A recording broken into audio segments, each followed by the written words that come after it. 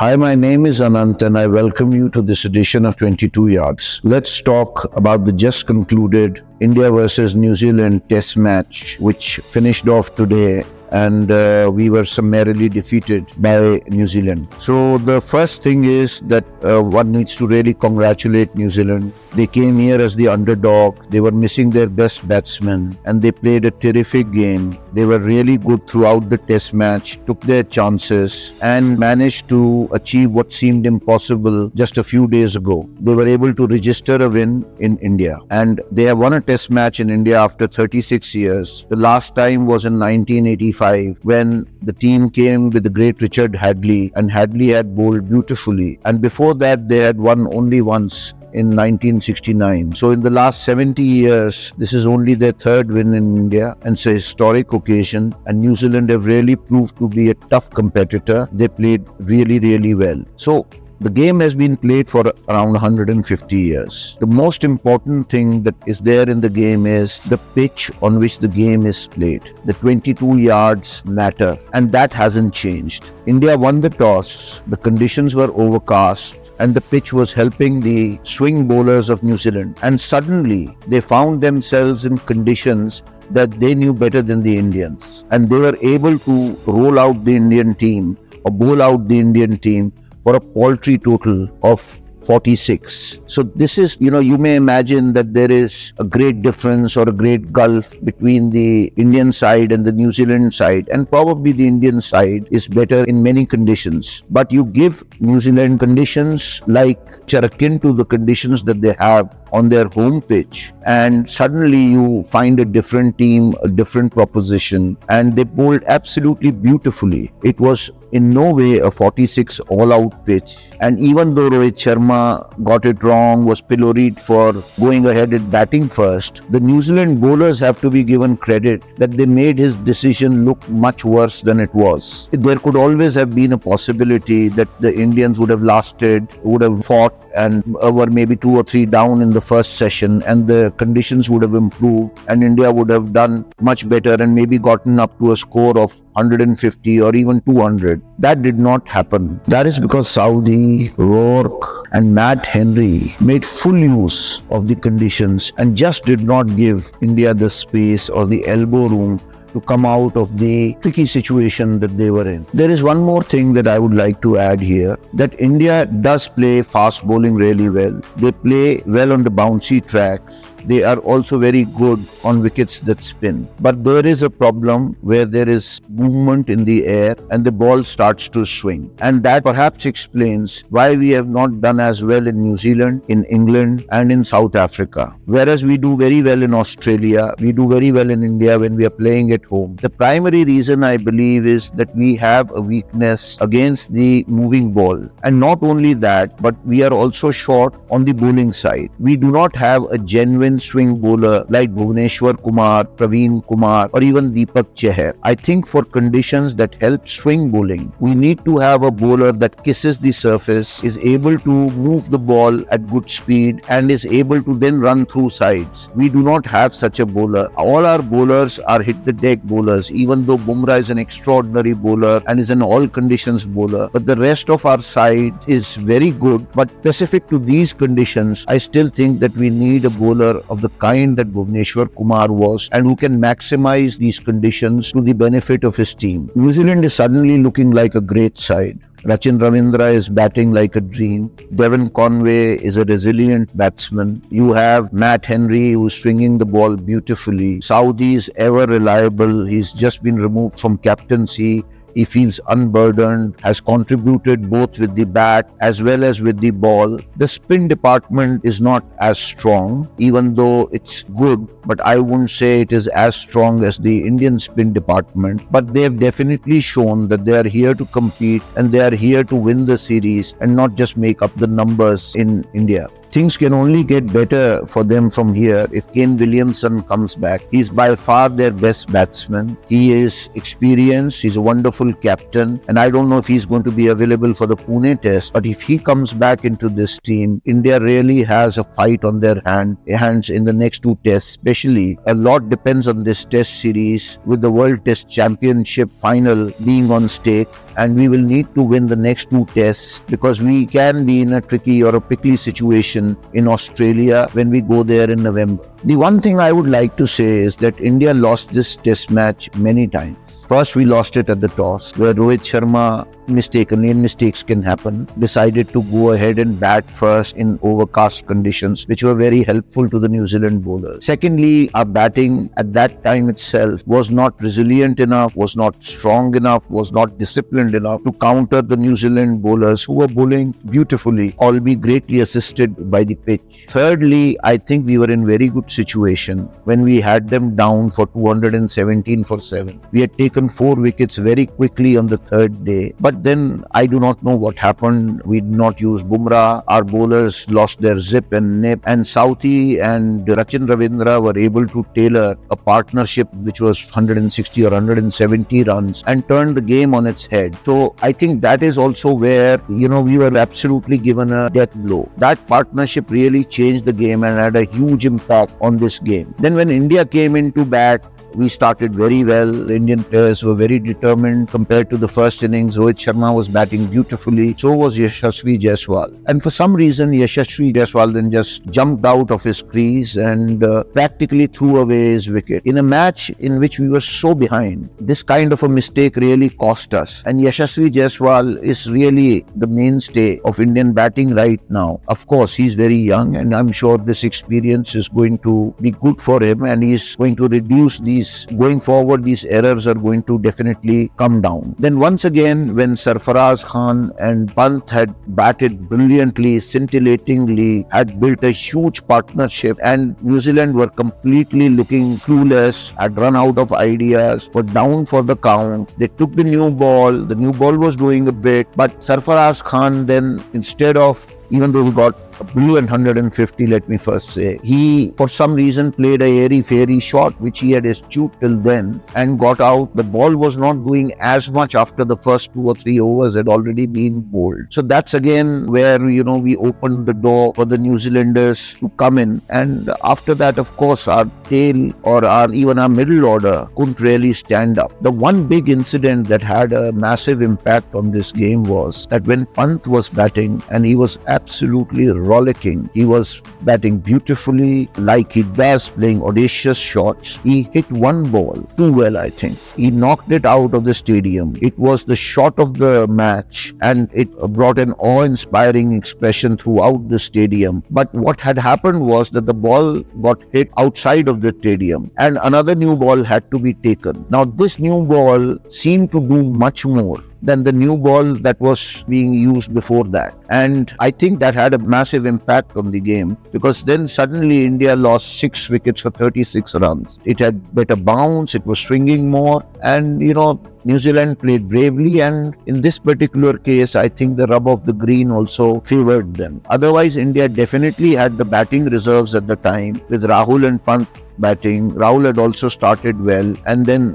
Jadeja and Ashwin to follow. We could have easily stitched up few partnerships and maybe even got ahead by 200 runs at that point. It looked on the anvil, but somehow we were, knocked out by this ball. And of course, the amazing skills of Roar and Southee and Matt Henry, who bowled beautifully. I mean, there's no denying the fact that you have to give the maximum credit to New Zealand for this win. So, what do you say about Sarfaraz Khan? I mean, the guy has been kept out of cricket. Indian team, I hope BCCI does not get congratulated for having a great domestic structure, which they definitely do. But this is a case where a player was scoring heavily in the domestic cricket. He was bowling, he was piling on the runs, and for some odd reason, maybe he's a square peg in a round hole, he's not the most affable person, and he does not fit the looks of an athlete, and he was being ignored. I think India decided to play much lesser players who did much lesser than him in domestic cricket ahead of him. And finally, when they only ran out of options, when a lot of players got injured in the series against England, I think it was Ranchi, where he was handed out his cap. And all credit to Sarfaraz Khan. A player has maybe one or two opportunities to make his mark, such as the competition in the Indian side. He made the best of the opportunities he got. He scored three brilliant 60s three brilliant counter-attacking 60s against England. And this innings was just superb. Had he not scored, he had got a duck in the first innings. Had he not scored in the second innings, I'm sure Gill would have come back in the next match. He would have found himself warming the benches again. But it will be very hard to drop him from here on. His innings he's just a completely different player. I think he does not fit into the mold of any player. He's unorthodox. His shot making is different. He sweeps very well, which is unlike many Indian players. He kept cutting the ball. His late cuts are very different. He can cut the ball at any angle. He's able to cut the ball through the gap between two slips, and when it comes to it, he can also play the powerful shots. He has been likened by many to Javed Miandad, and there is very little doubt that just like Javed Miandad, he's a feisty cricketer, he's a fighter, he seems to have the smarts. I would think that, so the comparison is in some ways quite apt, but Javed Miandad was a great batsman.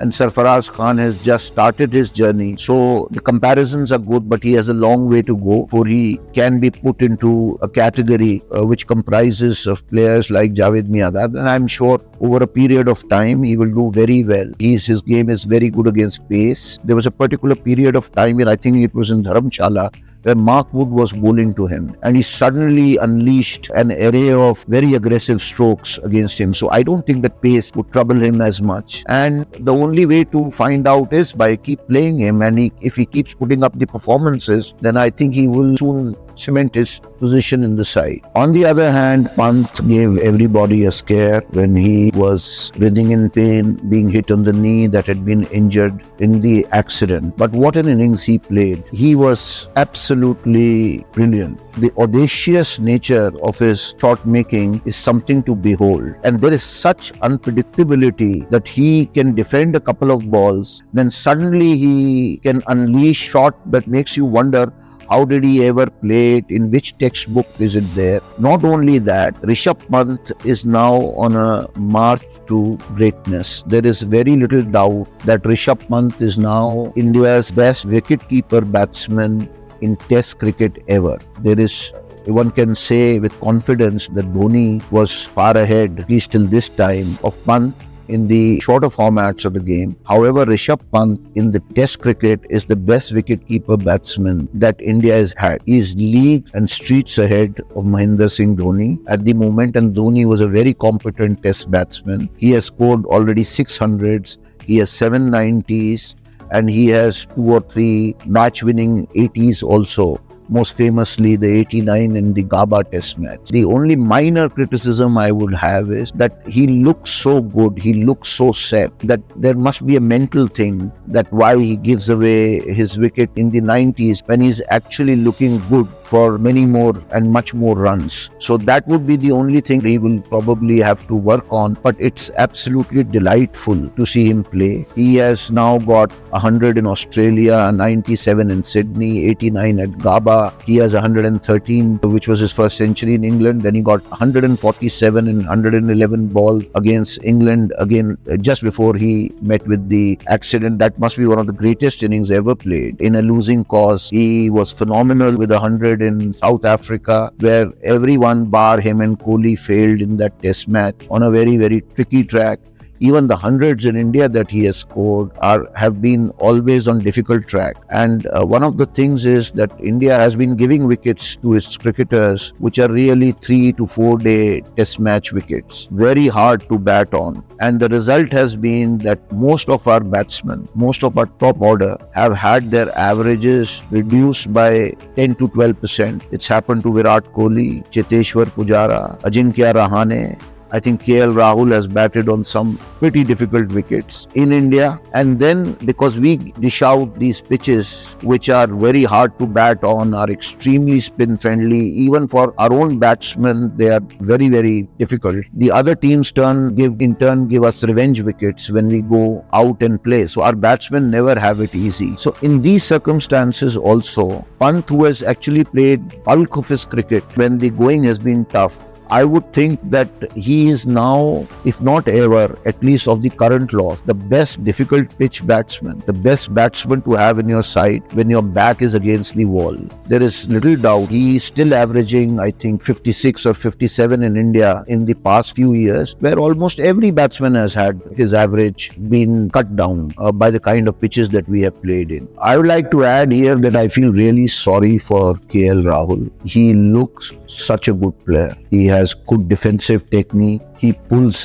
as well as anyone in the game. He can drive, he can leave the ball. He has 100 in Australia, he has 200s in England, he has scored 200s in South Africa. To tell you the truth, he looks just about as complete a batsman as there is in the Indian side. I think that he's paying the price of not being assertive enough. He continued to open for the team, but we were playing on tough wickets in India as well as abroad, and the players that were playing with him were also not doing much better than him. But since he did not have the padding of having played in the early 2010s right up to 2015 in his average, or 2016 in his average, the average has taken a beating. I remember the great VVS Lakshman refusing to open and say that he will only bat in the middle order. Rahul has not done that. He has played for the team. But I think he is now in trouble. I don't see how you can drop Sarfaraz Khan, and Gill will definitely come back. I think he will still be in the arithmetic, or he will still be in the plan of things, because Indian team has to undertake a trip to Australia, so he should make the cut and go to Australia. But the things are now moving against him. There's competition coming. There are other players knocking at the door, and it will be very unfortunate if this player does not realize his full potential,